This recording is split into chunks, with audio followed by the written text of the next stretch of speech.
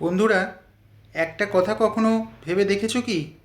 একটা প্রশ্নের উত্তর কখনো খোঁজার চেষ্টা করেছো কি?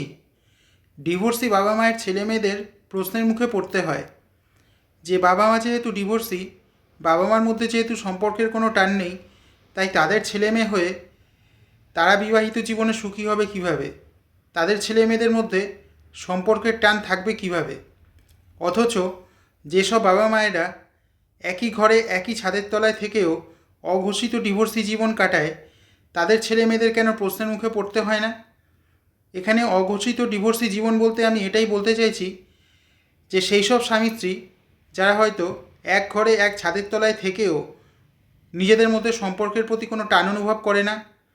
হয়তো তারা ডিভোর্সের কাগজে সই করেনি লোকলজ্জার কথা ভেবে, হয়তো তারা ডিভোর্সের কাগজে সই করেনি নিজেদের ছেলে মেয়েদের ওপর ডিভোর্সি বাবা মায়ের তকমা লাগবে সেই কথা মাথায় রেখে, কিন্তু তাদের মধ্যেও তো সম্পর্কের কোনো টান থাকে না। তারাও তো বছরের পর বছর শুধুমাত্র দায়িত্ব কর্তব্য করেই বছরগুলো পার করে দেয়। তাহলে তারাও তো অঘোষিত ডিভোর্সিদের মধ্যেই পড়ে।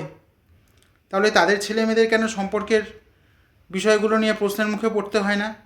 তাদের ছেলে মেয়েদের কেন এই ধরনের প্রশ্নের মুখে পড়তে হয় না যে বাবা মার মধ্যে কোনো সম্পর্কের টান নেই, তারা এক ঘরে এক ছাদের তলায় থেকেও সারা জীবন শুধুমাত্র দায়িত্ব কর্তব্য করেই জীবনটা কাটিয়ে দিল? তারা লোকলজ্জার হাত থেকে বাঁচার জন্য শুধুমাত্র ডিভোর্সটা দিল না, অথচ তারা অঘোষিত ডিভোর্সি জীবন কাটায়। যেহেতু তাদের মধ্যে কোনো সম্পর্কের টান নেই, তাহলে তাদের ছেলে মেয়েদের মধ্যে কী করে সম্পর্কের টান থাকবে? তাদের ছেলেমেয়েরা কী করে বিবাহিত জীবনে সুখী হবে? তাদের ছেলেমেয়েরা কীভাবে ডিভোর্স না দিয়ে জীবনটা কাটাতে পারবে? এই নিয়ে কিন্তু কখনো তাদের ছেলেমেয়েদের প্রশ্নের মুখে পড়তে হয় না। আমাদের সমাজের এক অদ্ভুত ঘটনা। এ নিয়ে তোমাদের কার কী মতামত তা কিন্তু অবশ্যই কমেন্টে জানিও। আমি তোমাদের কমেন্টের অপেক্ষায় থাকলাম। আর যদি এই ভিডিওটা ভালো লাগে তবে চ্যানেলটা সাবস্ক্রাইব করো, একটা লাইক দিও, তোমাদের পরিচিত সকলের সঙ্গে শেয়ার করো।